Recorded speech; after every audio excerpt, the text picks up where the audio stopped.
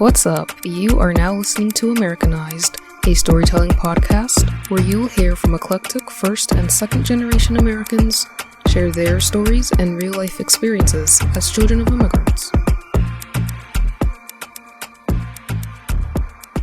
Hey there, this is your host Roslyn. Welcome back to another episode of Americanized. In this episode, you will hear from Fanny Tristan. Fanny is a trauma therapist and a firstborn daughter who broke the cycle and is now helping others to do the same. Fanny is a mother, a daughter of Afro-Peruvian immigrants, and the founder of Redefining Space. Stay tuned to hear her story. My name is Fanny Tristan. I am a trauma therapist. I run a private practice called Redefining Space where I work with eldest daughters who are managing trauma, anxiety, depression, and perfectionism. I'm also the founder of Her Soul Supply, which is a coaching platform and social club for single women of color. That is wonderful. I love seeing women of color therapists. I think that's such a unique space for us to have someone who looks like us and not fully understand us, but understand the nuances of being a woman of color. I'm an occupational therapist, so it's different. I'm not doing talk therapy, but still in that therapeutic world, which I love. How did you get into it? That's a good question. So I got into doing psychotherapy work because I think I've always been interested in people and systems. I think my origin story as an immigrant child has a lot to do with what grew into my interests of people and systems. I came to the U.S. when I was 3 years old, so I was very, very young. I don't really have much of a memory of Peru, before I came, but I've had the fortune of being able to go back throughout the years in my adulthood. And I just knew that I was a kid that was just growing up in the margins in a way. Um, I, was with my parents. We were undocumented for a while, no longer, but it was a big part of my childhood. And so I think that had a lot of implications around what felt safe, who was safe.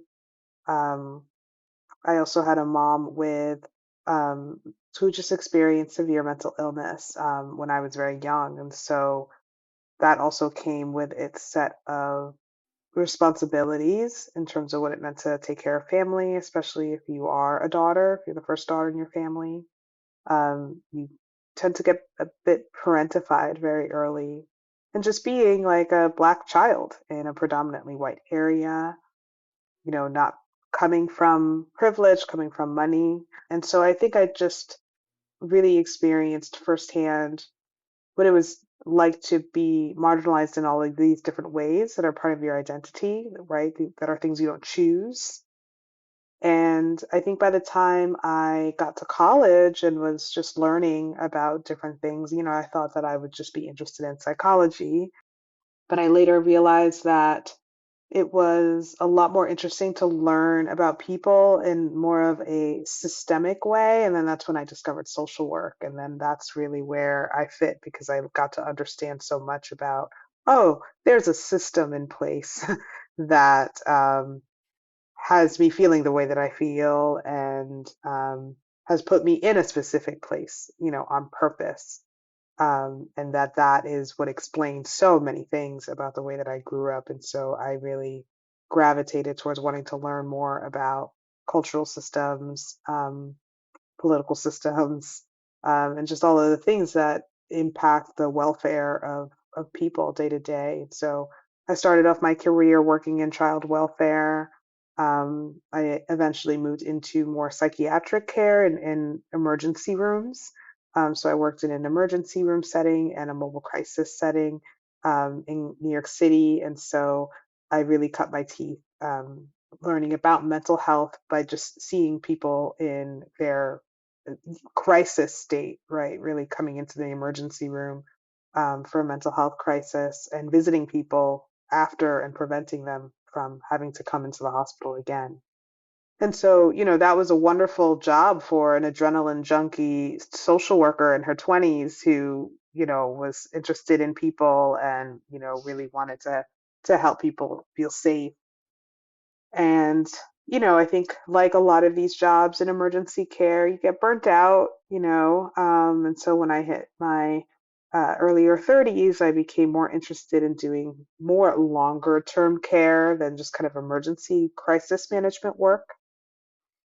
And so that's when I started doing a little bit more continuing education on psychotherapy modalities and the kind of trauma work that I was really interested in doing because there was a lot of different ways to treat trauma. And then eventually I started seeing some one on one clients and decided to start my practice in 2020. So that's how Restorative Space began, and I really love working in this intersection of birth order and trauma because there's so much that we still don't know about birth order, yet it's something that a lot of people resonate with. And I think, as for myself, I'm an only child, but was very much the first daughter, the first girl in my family, from a generational standpoint, that have done a lot of things because of my migration status. And so I think that there was this kind of overwhelming responsibility of showing up, of being an example, of doing things right, and of being the backup because you are a team trying to survive in this world. And I think that that's something that's resonated a lot with eldest daughters, firstborn daughters, who often are backup parents, who are often experiencing the overwhelming responsibility of really being kin keepers in their family systems. And so that was really, really wonderful work. And I continue to do that, virtually for folks living in New York, New Jersey, and Connecticut. And her soul supply really came about because I noticed in my practice there were a lot of women who were also single, who were actually coming to the practice because they were struggling with their singlehood journey. Some of them felt really uncomfortable with the idea of being a single woman of a certain age, right? Being in like your mid 30s, early 40s, or having been single for a very long time and not having a lot of faith in their ability to trust and to love in the ways that they know that they deserve to. And I realized there were ways that I wanted to support them that felt a bit limited by the work in my practice. I wanted to be a bit more expansive with them. I wanted to travel. I wanted to teach them a lot of the things that I learned in my singlehood journey, that really helped me thrive and continue to help me thrive even in a relationship now. And so that's really what birthed the idea of her soul supply. Wow, that is so good, and you said it so well. I feel like that's the show, and that's a wrap. Like covered, covered it all. But so many things stood out to me as you were speaking, and it's really interesting hearing you speak about what you experienced as a child due to the systems, and then going to school and learning like the why of everything. This is why I felt this way. This is why this was this way. It's all like system based and systemic. I thought that was an interesting kind of like a full circle moment. Did answer a lot of my questions already. I did. I guess I went on a tangent. Are you asking me about No, my history? It's a long history. that's fair. No, and you had me over here nodding my head, and I'm sure people listening will also be nodding their head and like just agreeing with a lot of what you said or having that shared experience. Like you are the oldest daughter and you are the only daughter, and I'm wondering what responsibilities did you feel or did you have as a child? I know that there's this term called adultification of like young black children and Mhm. or children of color. So I'm wondering what experiences and responsibilities you had in that area. Yeah, and so I grew up in a time I mean, I'm an older millennial now, so I grew up at a time where they used this term called latchkey kids, which meant that you were a kid that had a key to your own home, right? You didn't really get picked up by your parent. You didn't, have this kind of door-to-door service that a lot of kids have, especially in like suburban areas. And so I had to learn to take the bus very early. I knew how to walk home, even if it was far, in case anything happened. I always knew how to fry an egg and make some rice if I really had to, in case anything happened. And so I think that I was just taught a lot of those skills very early on more as a safety net than it was out of interest. I think, I mentioned before that my mother really struggled with mental illness. And so um, I oftentimes had to kind of be her guardian, make sure that she didn't put herself in unsafe situations. If she felt like she was losing her memory or didn't know where she was or was disoriented in some way, I had to make sure that, she was in a safe place and able to ground herself back into the reality of things. And so, that's something that probably as of the age of like 12, 13, I really had to start doing. And so that really helped me um, understand a little bit more about mental illness from an age that, kids shouldn't have to worry about that. But I found myself often using interventions that later I found out were things like play therapy that they do with kids, where like you have people draw when they can't communicate or they're mute. And so that really became a big part of being a little bit more parentified, where I just was my mother's keeper. Um, and I think that there was already some training involved in that even prior to my adolescence because when I came to the US, my mother really struggled with learning English. Learning a second language was a big struggle for her. And so I did go to her doctor's appointments with her. I would translate, when my father wasn't able to take her, I would accompany her. And so I think I often became a translator for her, which then made me a translator for other people in my community who also needed that support. And so it just became a skill that I had to hone in on and being very aware of the services that people need to get to where they need to go. So it's kind of like you've always had that ingrained in you, or taught, or kind of like as a means for survival and assisting your family. How did that? Hmm. I don't want to put words in your mouth, but was that weighty for you, and how did that compare? How did you compare to your peers or your friends or people of the same age? Yeah, I mean, I think it felt like a very stark contrast. I grew up in an area outside of New York City, and so it was still very, very diverse, but it was very segregated, like New York City is in a way very segregated. And so I think because I am Black Peruvian, um, a lot of people don't think Black Peruvians exist. We're actually a very small part of the population. We're about 2% of the population. Um, and people assume that I am either mixed. But no, both of my parents are Black. We are descendants of enslaved people from the transatlantic slave trade, and Peru was part of that, right? They were a colony of Spain. And so, we're part of a very small Afro-Peruvian population. We have our own food, culture, and things like that that I have really integrated into Peruvian day-to-day life, Peruvian culture. And I found myself in the US amongst peers who looked like me, but often found me strange, mostly because I wasn't Black American. And so I was really bullied by my peers. I was not only a girl that spoke Spanish and they thought it was weird that I spoke Spanish, but I was also a little fat girl, and so I think it was very easy to pick at my weight at that time. I think hanging out with Latino kids, they were like, "You're not really Latino," because of course they don't understand. I think that children aren't taught about the diaspora, they're not taught about enslavement, they're not taught about displacement. And so I don't fit whatever mold they understand people fit into. And so I think that that really marginalized me.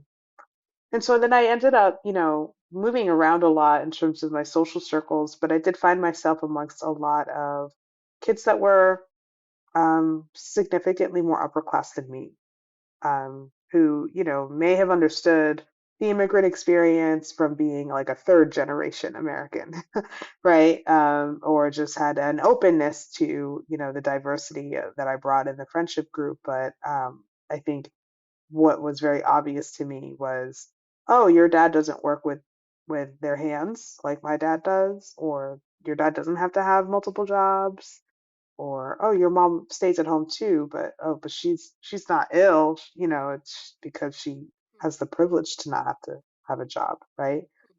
And so I think that I learned very early about socioeconomic and class differences and how that works out racially as well. And so I feel like I was very hyper aware of the difference between my life and my peers' lives. Like they got picked up from school or took the bus home, and that was their day. And, everyone has their own struggles. I'm sure things were happening in their household as well.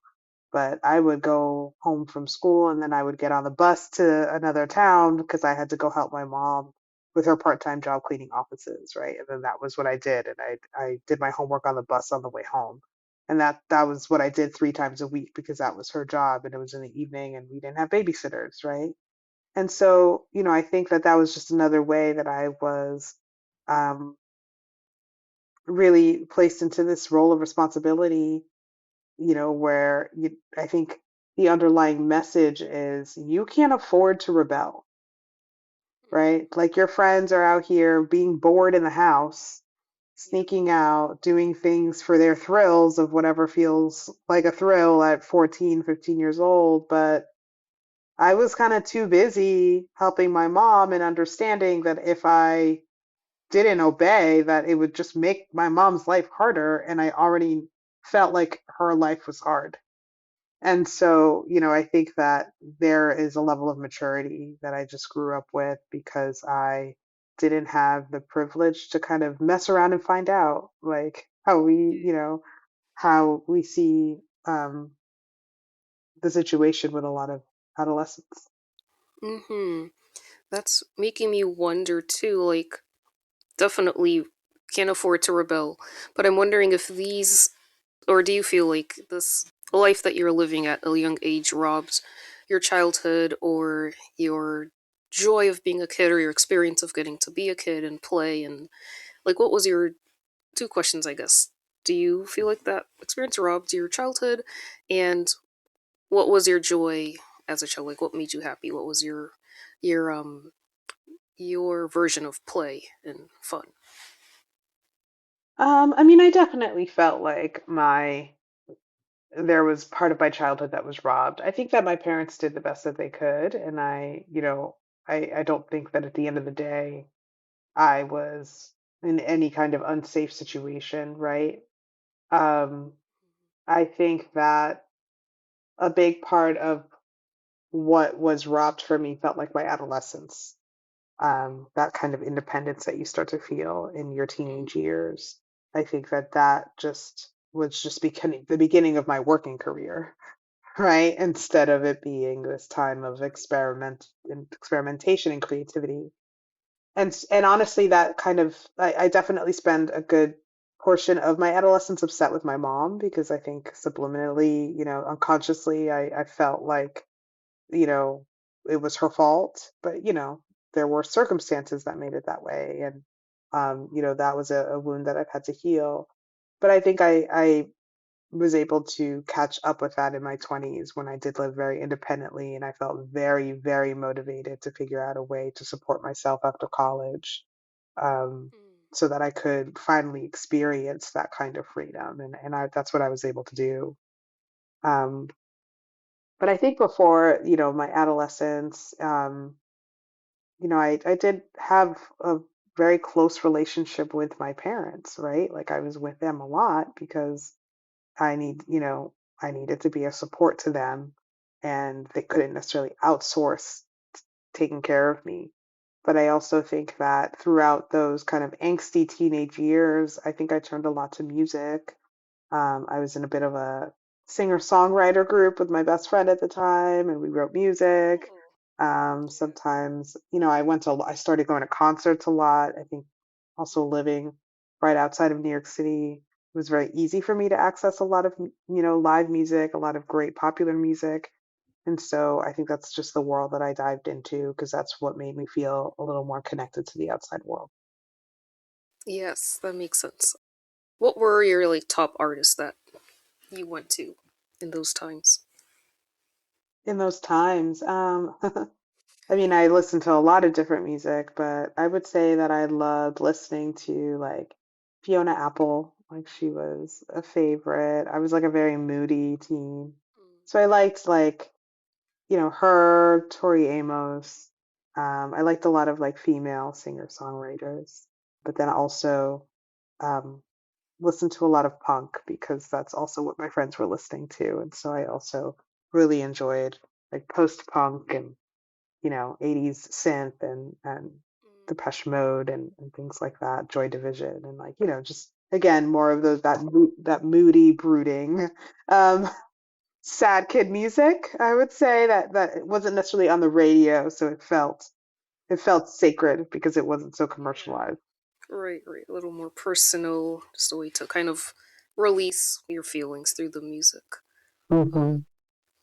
this is like a side note, but I have no idea how old you are, but you look very young. And you said, I was looking at your website, I think 15 plus years doing this work, and I won't ask you, but you do look very good. And you said, Oh. yeah, before, like, you just look very young, youthful. So I'm like, I have no idea. And all the artists you named, I have no idea who they are. You said you're a millennial, so I'm like, I don't know. Yeah, so I am 40 years old. I turned 40 this year. Um, but yeah, I think I have a bit of a young soul. People will tell me that they are shocked that I'm 40, but I think that this is what 40-year-old women kind of look like now. I think Right, we think yes, of yes. 40 as like the age our parents were when we were little, right? You think of like 40 as like your Right. parents' age, and you always will think of your parents as old. But no, 40 looks like this, especially, if you're a black woman, right? I think we tend to age a bit slower, and we tend to be a little more youthful. So I think, yeah, yeah, I do get that a lot. I think I may have a bit of a young soul. Yeah, no, that's beautiful. 40 looks good on you, and happy belated whatever your birthday was. Happy belated birthday.